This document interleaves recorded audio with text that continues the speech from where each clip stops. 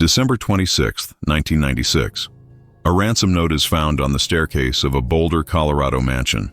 6-year-old JonBenét Ramsey is missing, but she's not kidnapped. She's already deceased in the basement of her own home. For nearly 30 years, the Ramsey family has maintained a consistent narrative.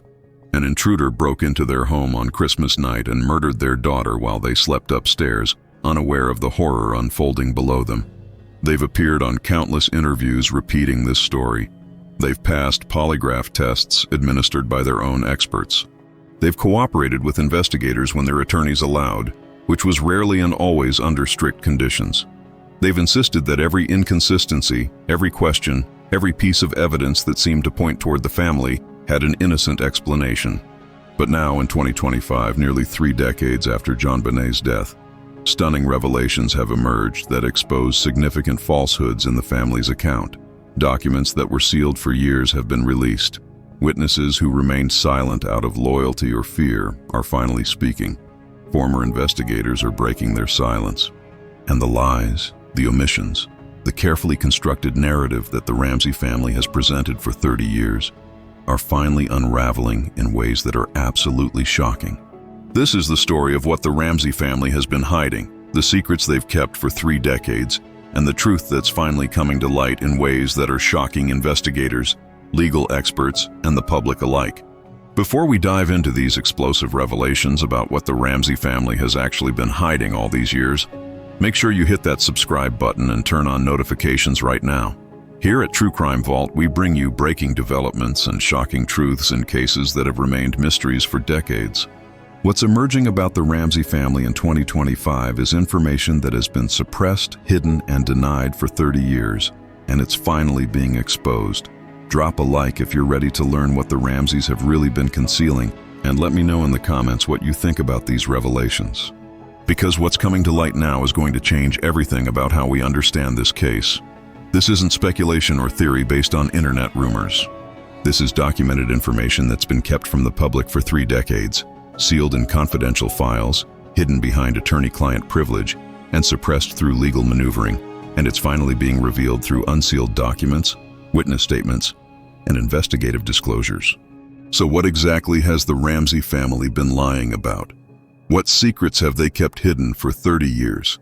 The revelations are multiple, interconnected, and devastating to the narrative they've presented to the world. Let's start with the most significant lie, the one that undermines almost everything the family has said about that night. The Ramsey family has consistently maintained that everyone went to bed shortly after arriving home from the Christmas party around 9:30 or 10 p.m. on December 25th. They've said that JonBenét was asleep in the car, that John carried her to bed, that Patsy changed her into pajamas without fully waking her, and that everyone slept through the night until Patsy woke early on December 26th and found the ransom note. This timeline has been the absolute foundation of their defense, the framework that supports their entire claim that an intruder must have been responsible because the family was asleep and unaware. They've repeated this timeline in interview after interview, in deposition after deposition, in statement after statement for 30 years. But now, evidence has emerged that this timeline is fundamentally, demonstrably false. The family was not asleep. Multiple people were awake in the house during the critical hours when JonBenét was killed. And the Ramseys have known this from the very beginning but chose to hide it, to construct a false narrative that would make an intruder seem more plausible and would deflect attention away from what was actually happening in that house during those crucial hours. The first piece of evidence that exposes this lie is the enhanced 911 audio, a piece of evidence that has been analyzed, debated, and fought over for 3 decades.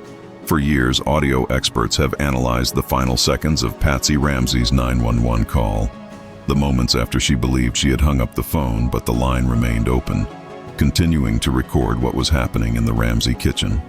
These experts have consistently reported hearing 3 distinct voices in those final seconds: John's voice, Patsy's voice, and a child's voice asking questions. The child's voice, identified as Burke by multiple independent analysts using different enhancement techniques and methodologies, can be heard saying something that sounds like, "What did you find?" or "What did they find?" This audio, if authentic and correctly interpreted, proves beyond any doubt that Burke was awake during the 911 call, directly contradicting the family's repeated and emphatic statement that he was asleep in his bed and completely unaware of what was happening.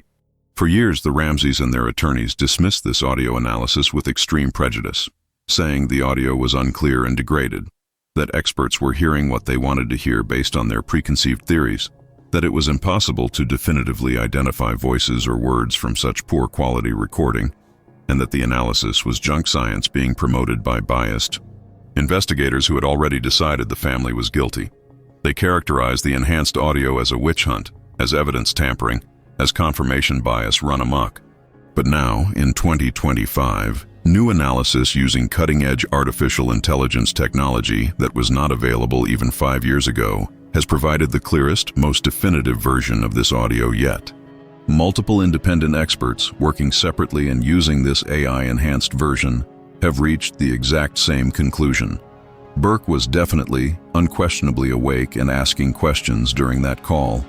The AI enhancement has removed background noise, isolated the individual voice frequencies, and clarified the audio to a degree that previous technology could not achieve. And what it reveals is unmistakable. More than that, the enhanced audio reveals something even more significant and damning. The tone of the voices in those final seconds is not panicked or hysterical as one would expect from parents who genuinely believe their child has just been kidnapped. John and Patsy, just moments after making what should have been the most frantic, terrified call of their lives about their daughter being kidnapped by dangerous criminals who threatened to kill her, sound calm, controlled, measured, almost businesslike in their conversation with Burke. This suggests a level of composure that's completely inconsistent with parents who genuinely believe their child is in the hands of kidnappers who have threatened to behead her if they don't follow instructions perfectly. The emotional incongruence is striking when you listen to the enhanced audio.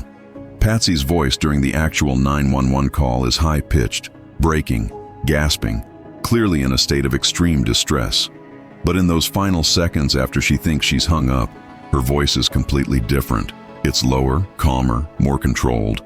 She's speaking in complete sentences without the gasping and crying that characterize the actual call. And John's voice, which should be frantic if his daughter has just been kidnapped, sounds almost annoyed or frustrated rather than terrified. But the 911 audio is just the beginning of the evidence that the family's timeline is a lie. New witness statements have emerged that completely contradict the family's claim that everyone was asleep. A neighbor who lived close to the Ramsey home, in a house that had a direct line of sight to certain windows of the Ramsey mansion, has come forward with information that was never properly investigated in the original case. This neighbor, who has asked to remain anonymous due to ongoing concerns about harassment from Ramsey supporters and fear of legal retaliation, has provided a detailed statement about what they observed on the night of December 25th and into the early morning hours of December 26th. Specifically, this witness reports seeing lights on in the Ramsey house at various times throughout the night when the family claims everyone was asleep. They saw lights on in what appeared to be the kitchen area around 11 p.m., noticed those lights go off, then saw them come on again around 1 a.m. They observed a light in what they believed was a basement window, possibly the window near the wine cellar or the laundry area, around 2 a.m. And most significantly, they saw movement, distinct shadows of people moving past windows, at times when the family adamantly claims everyone was asleep in their beds.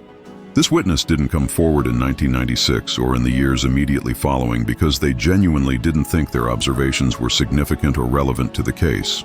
They assumed the family had simply stayed up late on Christmas night, perhaps cleaning up from the party or preparing for their early morning trip, and that there was nothing unusual about lights being on and people moving around. It never occurred to them that their observations contradicted what the family was telling police and the public. But when this witness learned years later through media coverage and documentary programs that the Ramseys claimed to have been asleep all night, that they said everyone went to bed around 10 p.m. and didn't wake until the ransom note was found around 6 a.m., they realized their observations directly contradicted that narrative. They've now provided a sworn statement to investigators detailing exactly what they saw, including approximate times, which windows showed lights, and the nature of the movement they observed. Why didn't police follow up on this information more aggressively at the time? According to the witness, they did tell police about seeing lights when they were canvassed as part of the neighborhood investigation in the days after JonBenét's body was found. They provided this information to an officer who came to their door asking if anyone had seen or heard anything unusual on Christmas night. But the information was apparently taken down, filed away, and never properly investigated or incorporated into the official timeline of events. The witness believes, based on how the investigation unfolded, that investigators at the time were so intensely focused on the family as suspects and on building a case for family involvement that they didn't give proper attention to information that might have supported the intruder theory or that contradicted the family's statements. Information that showed the family was lying about being asleep should have been crucial evidence, but it seems to have been overlooked or dismissed in the chaos and confusion of those early days. But perhaps the most damning, most irrefutable evidence that the family lied about their timeline comes from the pineapple, a seemingly minor detail that has become one of the most significant pieces of evidence in the entire case. JonBenét had fresh pineapple in her stomach when she died, pineapple that forensic analysis and digestive timeline studies determined she ate approximately 1 to 2 hours before her death. This is not speculation or interpretation. This is hard forensic science based on the state of digestion, the breakdown of the fruit in her digestive system, and established medical knowledge about digestive rates. A bowl of fresh pineapple was found on the kitchen table on the morning of December 26th. The pineapple was in a white bowl, accompanied by a large serving spoon, sitting on the kitchen table as if someone had been eating from it recently. Fingerprint analysis of this bowl revealed Burke's fingerprints on the bowl itself and on the glass of tea that was sitting next to it. This physical evidence, which cannot be disputed or explained away, proves that Burke was up at some point that night in the kitchen, handling this bowl of pineapple. For 30 years, the Ramsays have offered various explanations for this evidence, none of them remotely satisfactory to investigators or forensic experts. They've suggested the pineapple might have been from earlier in the day, perhaps from breakfast or lunch, and that the bowl just hadn't been cleaned up yet. But this explanation is contradicted by the forensic evidence showing the pineapple in JonBenét's stomach was freshly eaten, recently consumed, not digested for hours as would be the case if she'd eaten it at breakfast or lunch. They've suggested JonBenét might have gotten up by herself in the middle of the night, come downstairs alone, and eaten some pineapple from a bowl that happened to be sitting out. But this explanation raises more questions than it answers. Why would there be a bowl of fresh pineapple sitting on the kitchen table at midnight or 1 a.m.? Who prepared it? Why was there a large serving spoon rather than a small spoon a 6-year-old would use? And how does this fit with Burke's fingerprints being on the bowl? But forensic experts have consistently stated in report after report, in testimony after testimony, that the pineapple evidence proves several things beyond reasonable doubt. First, the pineapple was fresh, recently prepared, not sitting out for hours. Second, JonBenét ate it not long before her death based on digestive analysis. Third, Burke handled the bowl based on fingerprint evidence. These are facts, not theories. What the family has never admitted, what they've hidden and denied for 30 years despite evidence suggesting otherwise, is that Burke has acknowledged in private, confidential conversations with psychologists and attorneys that he was up that night, that he did prepare or eat the pineapple, and that JonBenét was with him in the kitchen. This information has been kept sealed in confidential interview records, protected by attorney-client privilege, and by the confidentiality that applies to psychological evaluations of minors. But now, sources who have had access to these sealed records, sources who were present during these confidential sessions, or who have reviewed the documentation, have revealed that Burke admitted to being awake that night, to being in the kitchen, and to JonBenét being there with him. The exact nature of what Burke said about that interaction, about what happened in the kitchen, about how long JonBenét was there and what occurred between them, remains sealed and has not been fully disclosed even to these sources. But the mere fact that Burke admitted to being awake and with JonBenét contradicts 30 years of family statements claiming Burke was asleep and unaware. Why would the family lie about this? Why hide the fact that Burke and JonBenét were both awake and together in the kitchen? The answer seems obvious to investigators who have worked this case. Because whatever happened to JonBenét happened after or during that kitchen encounter, and admitting that Burke was the last person known to be with JonBenét alive would make him the prime suspect in her death. The theory that has emerged from analysis of this evidence, a theory supported by forensic timelines and physical evidence, is that JonBenét and Burke were both in the kitchen sometime between 10 p.m. and midnight. They were eating pineapple together. Something happened during this encounter. Either an argument erupted, perhaps over the pineapple itself, or over a toy, or over something else entirely that seems trivial to adults but can be monumental to children. Or perhaps there was some kind of accident during rough play, or during an interaction that got out of hand. And during this encounter, JonBenét was struck on the head with tremendous force. The object used to strike her, based on forensic analysis of the injury pattern, was something with a broad, smooth, relatively flat surface.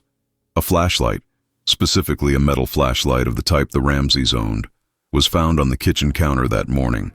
This flashlight had been wiped completely clean of fingerprints, which is immediately suspicious because why would a flashlight that legitimately belonged in the house be wiped clean unless someone was trying to remove evidence of its use as a weapon? Experiments conducted by forensic experts, including biomechanical engineers and pathologists, have demonstrated that this flashlight, if swung with force by someone Burke's size and age, could absolutely cause exactly the type of skull fracture that JonBenét suffered. The weight of the flashlight, the surface area of the business end, the leverage that could be generated by a child swinging it, all combined to create a weapon capable of delivering the devastating blow that JonBenét received. The theory that has gained traction among investigators who have reviewed all the evidence is that Burke struck JonBenét with the flashlight, either in a moment of anger during an argument, or possibly even accidentally during some kind of play or interaction that went wrong. The blow rendered JonBenét immediately unconscious, dropping her to the floor. Burke, terrified by what he had done by seeing his sister collapse and not move, went to get his parents. And what happened next, according to this theory supported by timeline analysis and forensic evidence, is where the cover-up began. John and Patsy, awakened by Burke and brought to the kitchen where JonBenét lay unconscious or dying from the massive head injury, faced a decision that no parent should ever have to face. They could call 911 immediately, get JonBenét emergency medical help, and deal with the consequences of explaining that their son had struck their daughter. Or they could make a different choice, a choice that would require them to lie for the next 30 years. According to this theory, they chose the latter. They chose to protect Burke from the consequences of what he had done, whether it was intentional or accidental. And that choice required staging the scene to look like an intruder attack rather than a family tragedy. This theory explains the timeline discrepancies. It explains why there was a significant gap, estimated by forensic pathologists at anywhere from 45 minutes to 2 hours, between the head injury that JonBenét suffered and the strangulation that ultimately killed her. If JonBenét was struck around 11 p.m. or midnight, and the strangulation occurred around 1 or 2 a.m., that gap represents the time it took for John and Patsy to find her, to realize the severity of the injury, to make the agonizing decision about what to do, and to implement their plan. The garrote, that disturbing device constructed from cord and a paintbrush handle, was, according to this theory, created by one of the parents, most likely John, based on the sophistication of the knots and the mechanical nature of the device, to make JonBenét's death look like it was caused by a sexual predator rather than by the head blow delivered by Burke. The staging of sexual assault, the cord around her wrists that was loosely tied and non-functional, the duct tape on her mouth, all of it was designed to create a narrative of an intruder, a predator, a kidnapper, rather than a family incident. And then came the ransom note, perhaps the most crucial element of the staging. Patsy, according to extensive handwriting analysis and linguistic evidence that we'll discuss in detail, spent significant time that night composing the elaborate, theatrical, bizarre ransom note designed to point investigators toward a kidnapping scenario. The length of the note, the specific details about John's business and his bonus, the movie-like language and dramatic threats, all of it was meant to create a compelling fiction that would direct attention away from what really happened in that kitchen. Let's talk in extensive detail about the ransom note itself and what the family has known and hidden about its authorship for 30 years. The Ramsays have consistently, emphatically, and repeatedly maintained that they have no idea who wrote the note, that it must have been an intruder, and that suggestions that Patsy wrote it are not just wrong, but offensive, baseless, and evidence of investigator bias against the family. But evidence that's been kept sealed and confidential for decades tells a very different story. In the original investigation, Patsy Ramsay was asked to provide handwriting samples under various conditions, a process that extended over several sessions and produced hundreds of pages of writing samples. She provided samples of her normal, everyday handwriting in relaxed conditions. She provided samples where she was asked to write quickly, simulating someone writing under stress or in a hurry.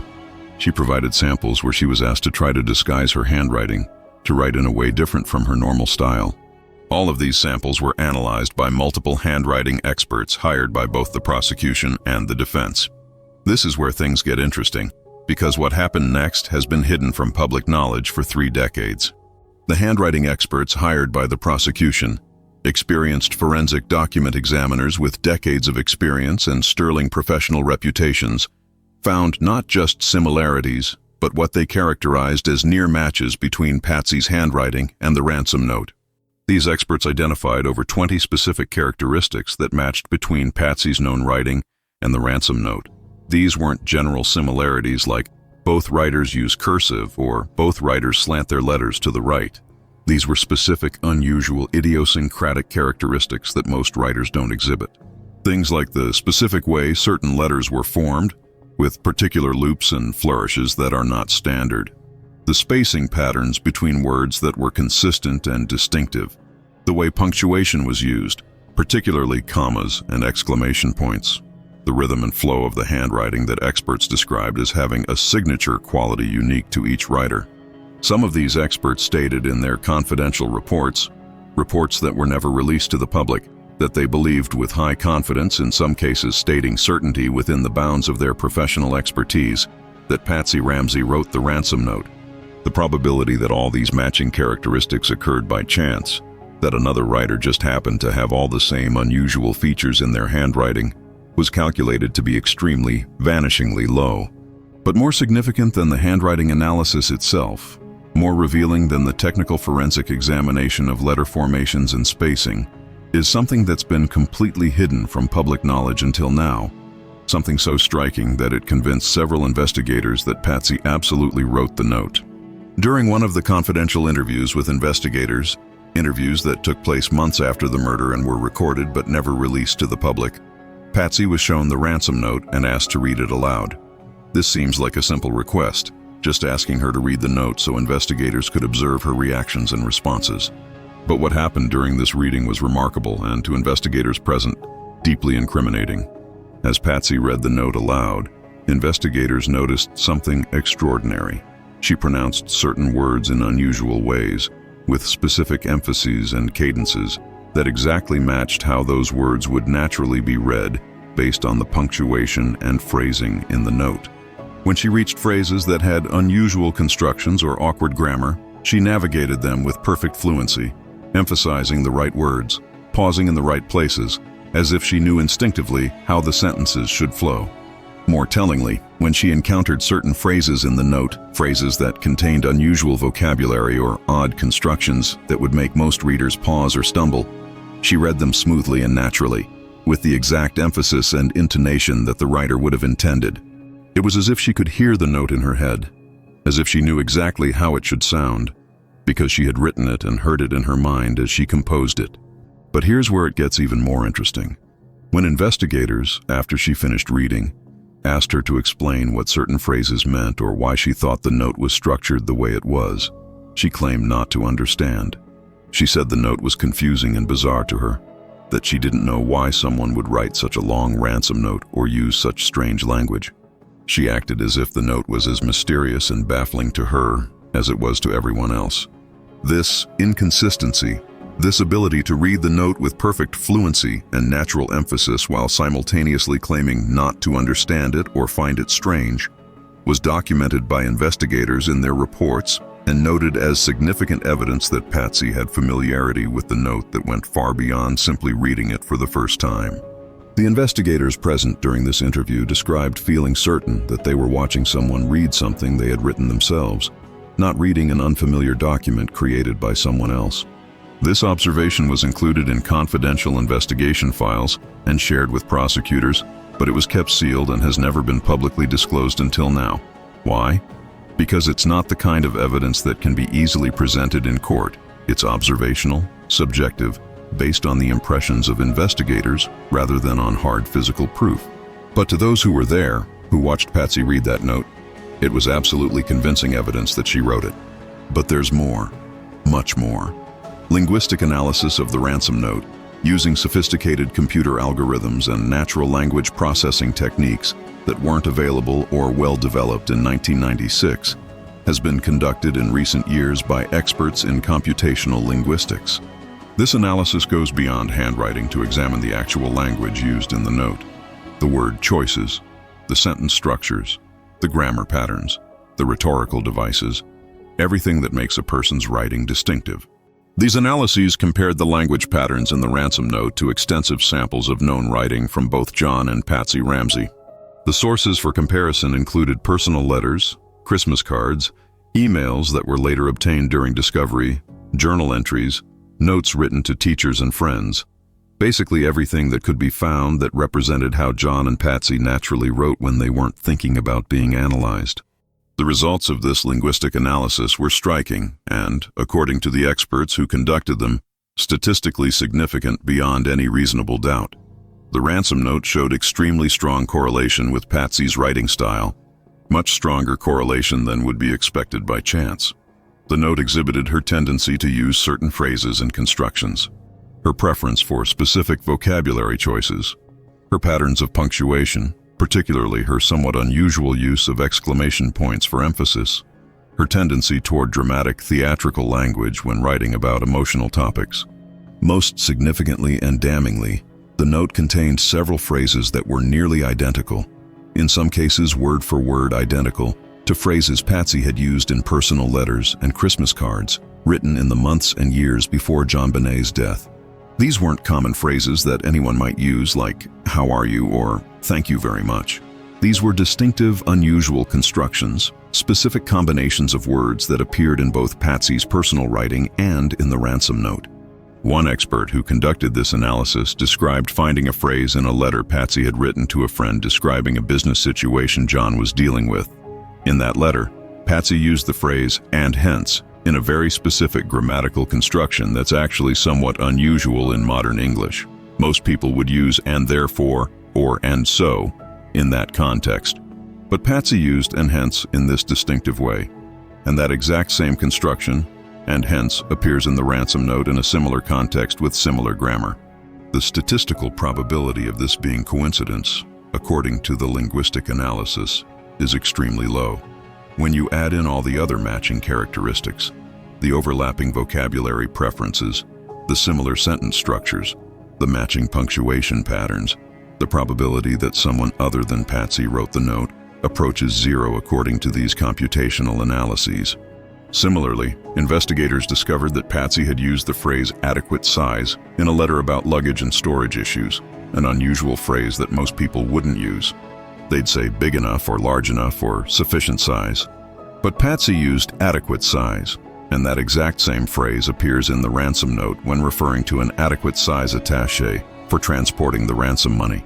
And the phrase "use that good Southern common sense" in the ransom note perfectly mirrors Patsy's speaking style and her tendency to reference Southern heritage and Southern values, which she did frequently in conversation and in writing. This phrase sounds exactly like something Patsy would say, using that exact construction and that exact emphasis on Southern identity. Why has all this linguistic analysis and evidence been kept secret for so long? According to sources familiar with the investigation and the prosecution's strategy, the prosecutors in the late 1990s and early 2000s wanted desperately to use this evidence to build a case against Patsy. They believed they had compelling proof that she wrote the note, and they wanted to bring charges based in part on this evidence combined with other evidence of family involvement. But the district attorney at the time, Alex Hunter, made the decision that the evidence, while compelling to experts and to investigators, wasn't strong enough to guarantee a conviction before a jury. Handwriting analysis, even very sophisticated handwriting analysis, has been challenged in court before and isn't always accepted by juries as definitive proof. Linguistic analysis is even less established in legal proceedings and would face significant challenges from defense experts. Hunter calculated that bringing a case based primarily on this type of evidence, without more concrete physical proof, would be risky. He might lose the case, resulting in acquittal and double jeopardy protections that would prevent ever charging the Ramsays again, even if better evidence emerged later. Rather than take that risk, he chose to keep the evidence sealed and continue investigating, hoping for additional proof that would make the case stronger.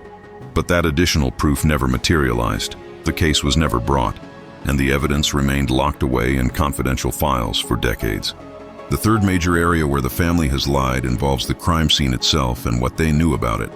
The Ramseys have maintained consistently that they had no idea JonBenét's body was in the basement, that they genuinely believed, based on the ransom note, that she had been kidnapped and taken out of the house, and that John's discovery of the body in the wine cellar was a complete shock, a genuine moment of horrified surprise. But evidence from witnesses present that day, evidence that's been kept mostly quiet out of respect for those witnesses and their reluctance to speak publicly, suggests this may not be entirely true. Fleet White, the family friend who was with John Ramsay when he found JonBenét's body, has given statements over the years, in confidential interviews and in sealed depositions, that have never been fully disclosed to the public.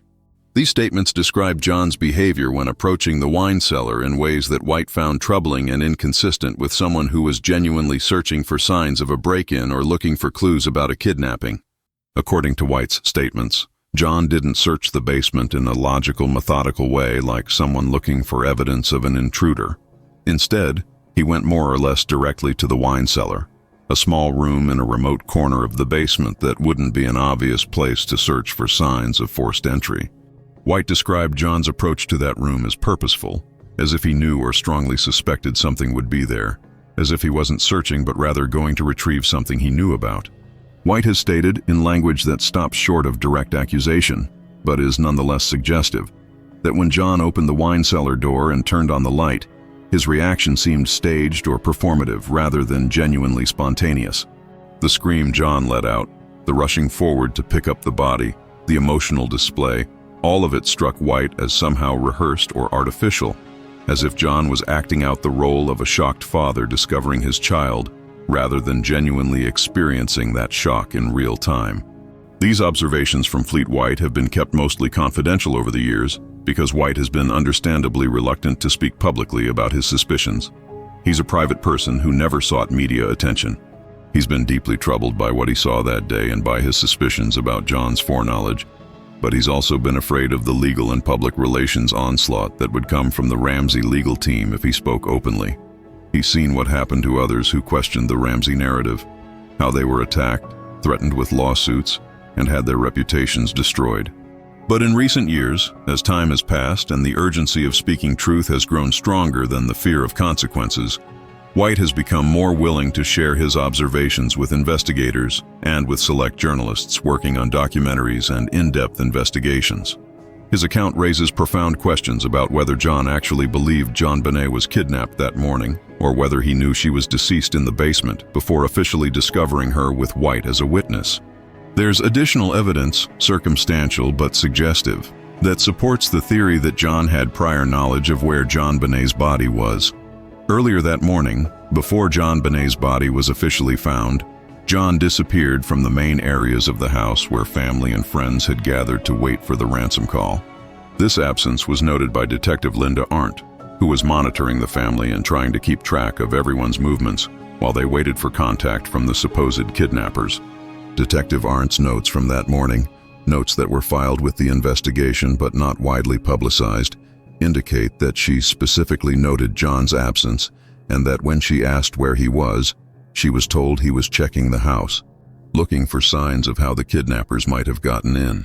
This seemed reasonable at the time, a father trying to do something productive while waiting for the awful ransom call.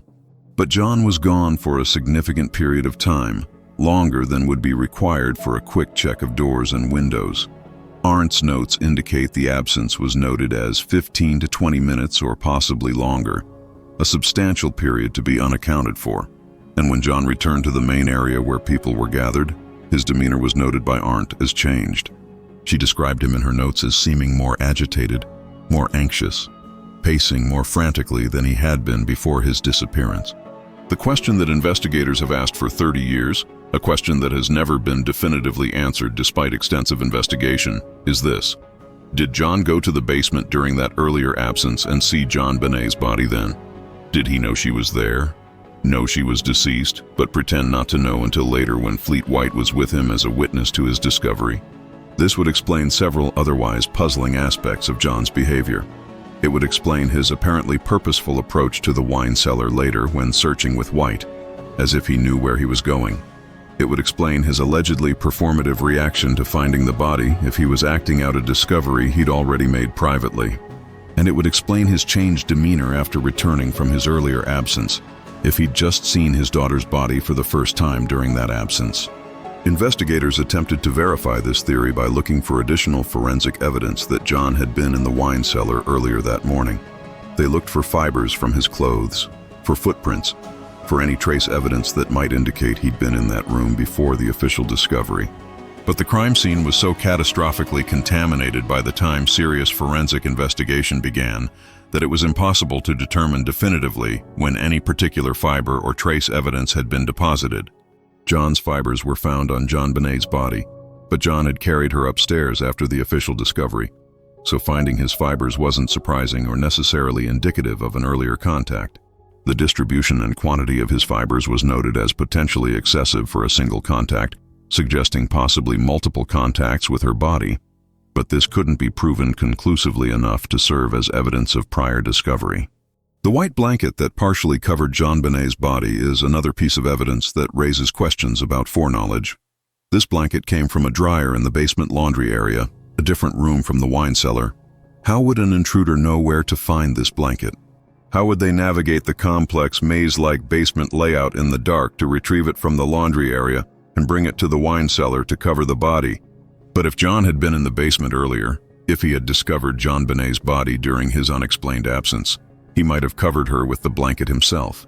This could be explained as a parental instinct, wanting to cover and protect even a deceased child.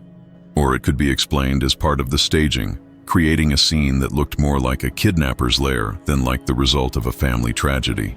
The fourth major area of deception involves the family's cooperation with the investigation, or more accurately, their lack of cooperation and their active obstruction of investigative efforts. The Ramseys have portrayed themselves for 30 years as cooperative victims who did everything they could to help find their daughter's killer, but were thwarted by incompetent police who were too focused on the wrong suspects to investigate properly.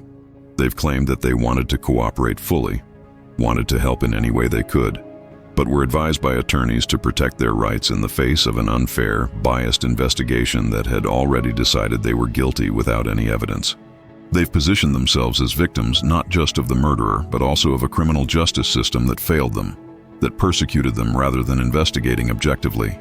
But the reality, documented in sealed investigative files, legal motions, and discovery materials that are only now being disclosed publicly, is dramatically different.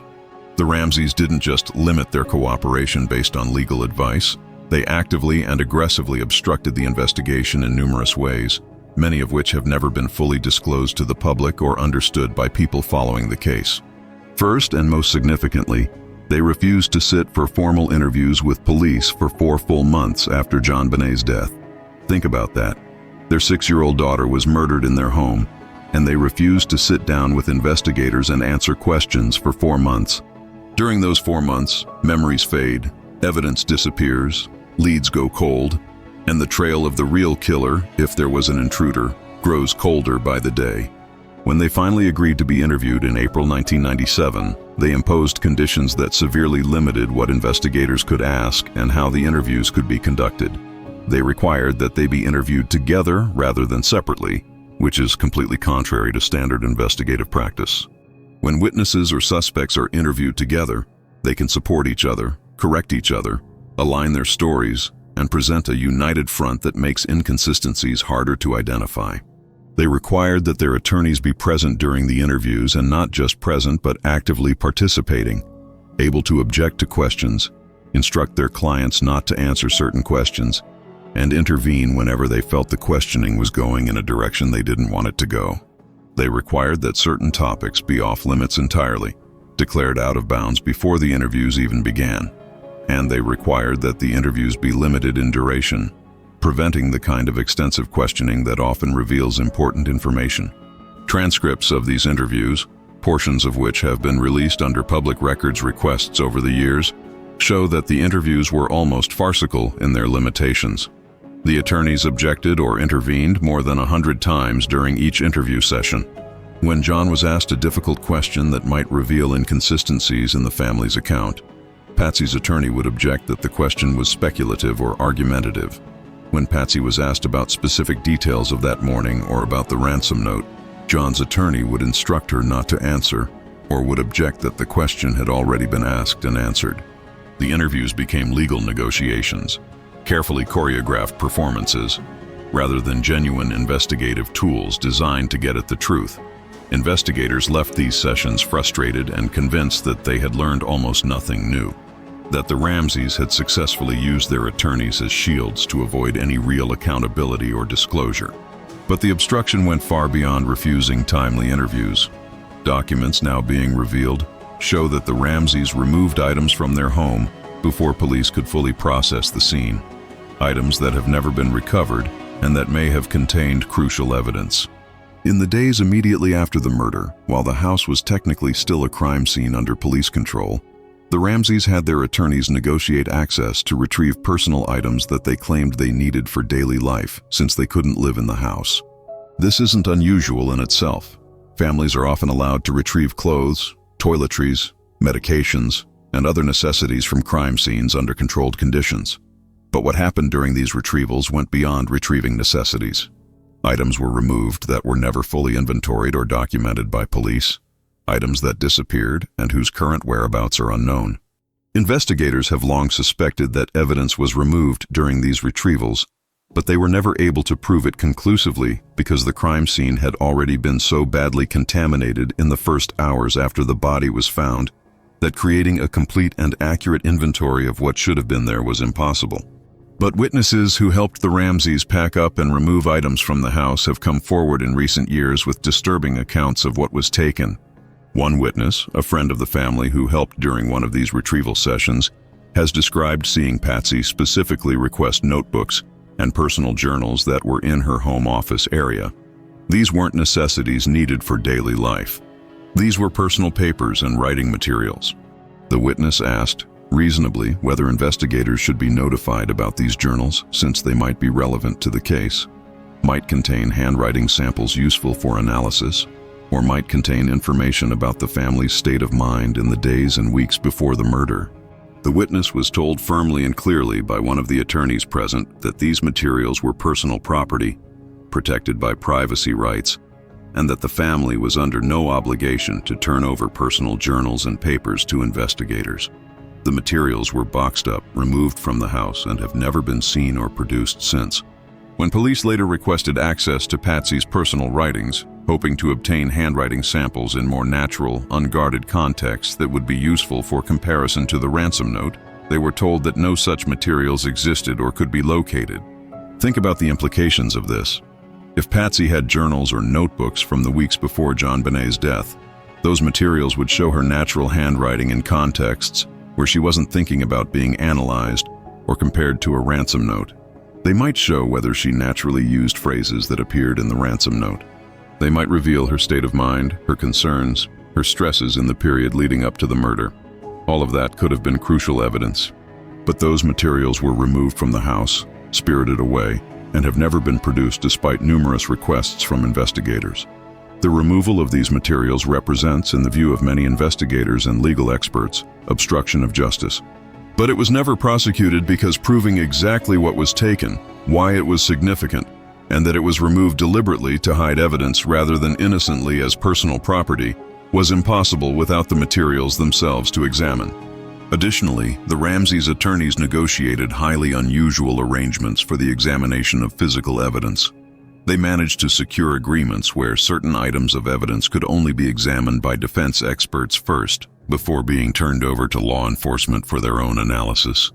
This meant that the defense got first look at evidence, could examine it thoroughly, determine whether it was helpful or harmful to their case, develop explanations and counter-arguments, and prepare their strategy before law enforcement even saw the evidence.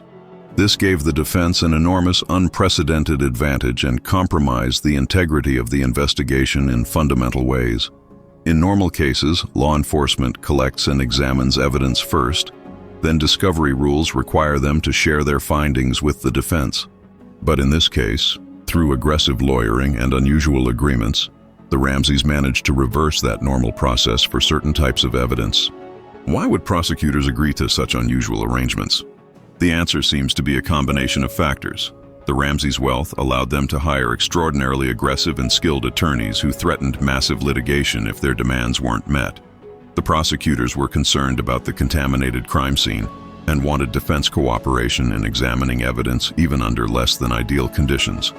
And there was political pressure to appear cooperative and fair-minded rather than overly aggressive toward a grieving family.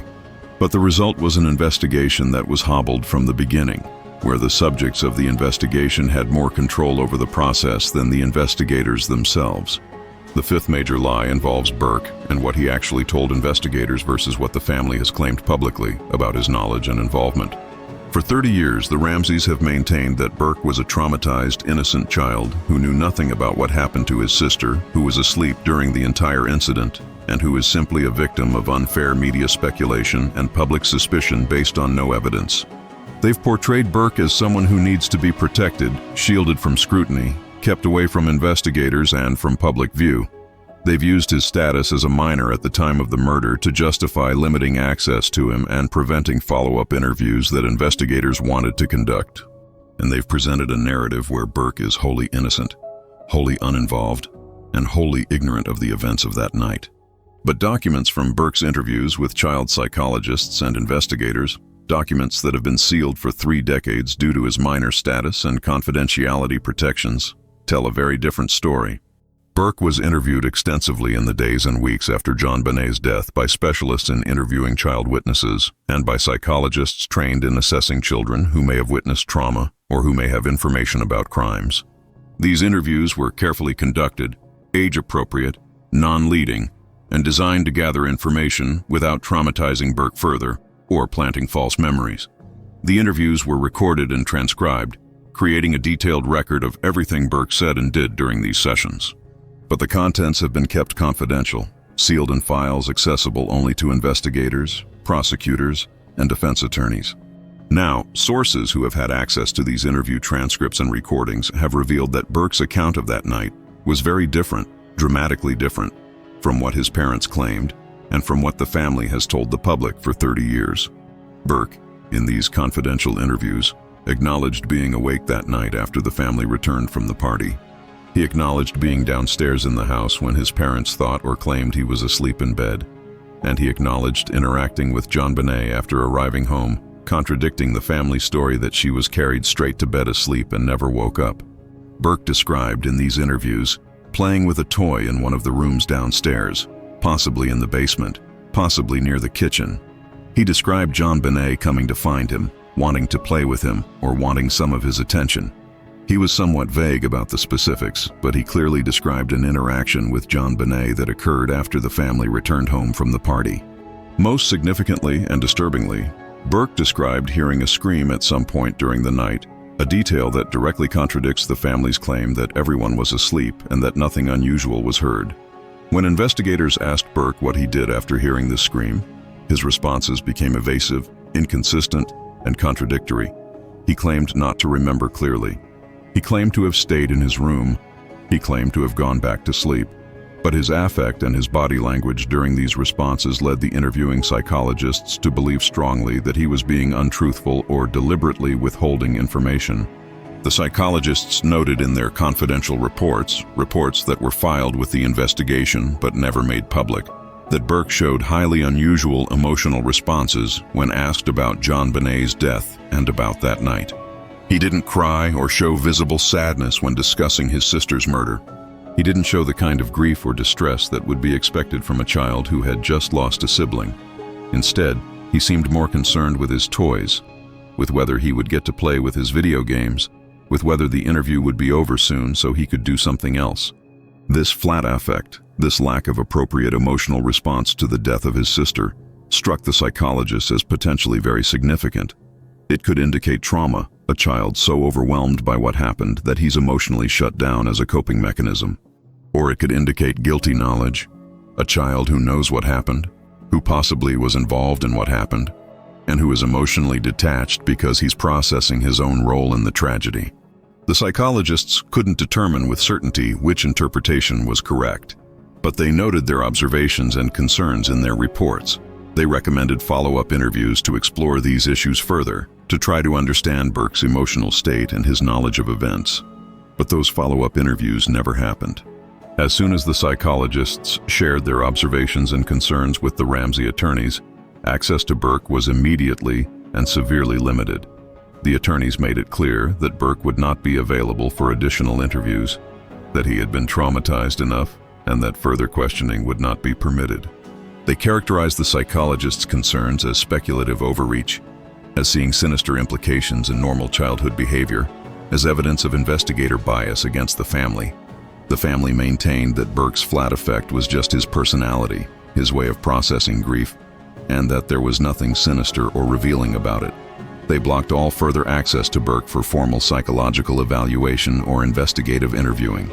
And the information Burke had provided in those initial interviews, information that contradicted the family's public narrative, was sealed away in confidential files where it has remained for 30 years. But there's more.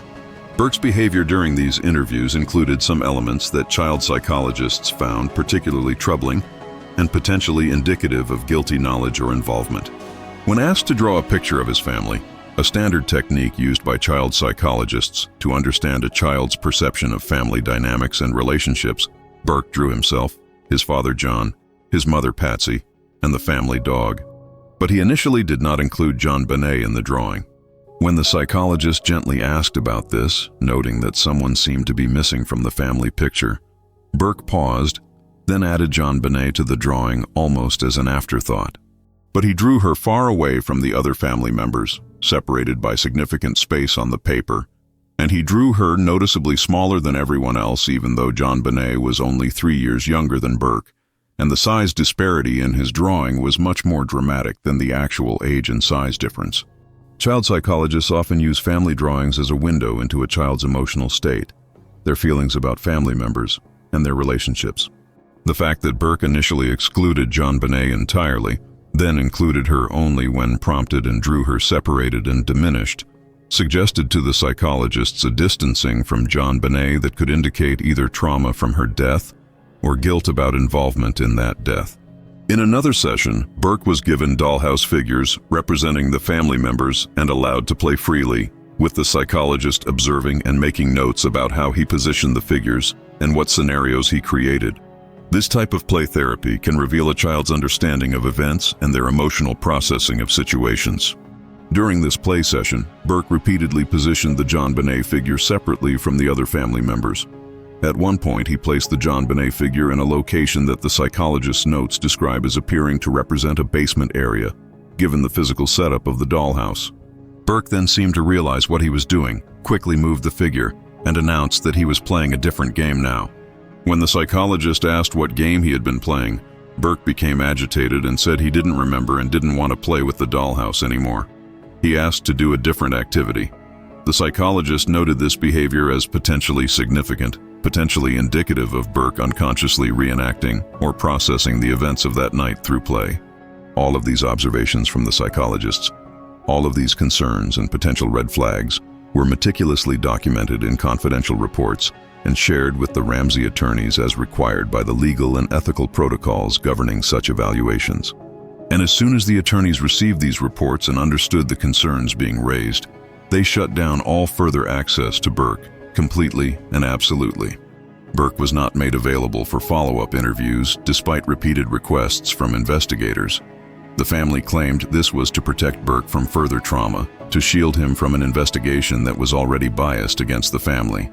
But investigators believed then and believe now that the real reason was to prevent Burke from disclosing additional information that would contradict the family narrative or that would implicate Burke himself in what happened to JonBenét. These revelations about what Burke actually said in those confidential interviews and about the concerns raised by the psychologists who evaluated him have remained sealed and hidden for 30 years. They are only now beginning to emerge through sources who were present during these interviews or who have had access to the sealed files. What do you think about all these revelations? Do they change your understanding of what happened that night? Do you believe the lies and deceptions prove guilt in the murder itself? Or could there be some other explanation for why the family has hidden so much for so long? And critically, do you think anyone will ever be held accountable for 30 years of obstruction, lies, and concealment? Let me know your thoughts in the comments below, because this is a case that demands discussion, analysis, and a continued search for truth. If this deep investigation into what the Ramsay family has really been hiding for 30 years has shocked you, if you want to stay informed about continuing developments in this case and others like it, make sure you're subscribed to True Crime Vault right now. Hit that subscribe button and click the notification bell, because we bring you the truth in cases where deception and lies have reigned for decades. As more information continues to emerge in the JonBenét Ramsay case, we'll be here to bring you comprehensive, detailed coverage and analysis. Hit that like button to support investigative content that exposes truth after years of concealment. Share this video with anyone who's followed this case, with anyone who deserves to know what's really been hidden for 3 decades, with anyone who believes that lies eventually must be confronted with truth. Your engagement, your likes, your shares, they help spread this information to people who have been deceived by the Ramsay family's carefully controlled narrative for 30 years. After 3 decades of lies, the truth is finally starting to emerge. The secrets are finally beginning to be exposed. Documents are being unsealed. Witnesses are finding the courage to speak, and the facade that has been maintained for 30 years is finally crumbling. Whether this will lead to justice for JonBenét, whether anyone will be held accountable for the lies and obstruction, whether the full truth will ever be known, these questions remain unanswered. But what is certain is that the narrative we've been told for 30 years is fundamentally false, built on lies and sustained through wealth, power, and legal maneuvering. The Ramsay family has lied about the timeline of that night. They've lied about who was awake. They've lied about Burke's knowledge and involvement. They've lied about the ransom note. They've obstructed the investigation at every turn. They've hidden evidence, removed materials from the crime scene, limited access to key witnesses, and used their wealth and legal resources to control the narrative and suppress the truth. And for 30 years, they've gotten away with it. For 30 years, the lies have stood unchallenged, except by a few persistent investigators and journalists. For 30 years, the truth has remained locked away in sealed files, hidden behind attorney-client privilege, suppressed through legal threats and intimidation. But the truth has a way of emerging eventually. Secrets this significant cannot remain hidden forever. The passage of time, the death of some participants, the aging and changing priorities of others, all of these factors combine to eventually break down the walls of secrecy. And that's what's happening now in 2025, 30 years after JonBenét's death. The walls are crumbling. The secrets are spilling out, and the truth, suppressed for so long, is finally coming to light. Thank you for watching this comprehensive investigation. Thank you for taking the time to understand the depth of deception that has characterized this case for 3 decades. Stay tuned to True Crime Vault as we continue to follow the JonBenét Ramsay case and bring you the truth that's been suppressed for 30 years. Until next time, this is True Crime Vault, exposing lies, revealing secrets, and seeking truth no matter how long it's been hidden or how powerful the forces are that want it to stay buried. The truth matters, justice matters, and JonBenét deserves both.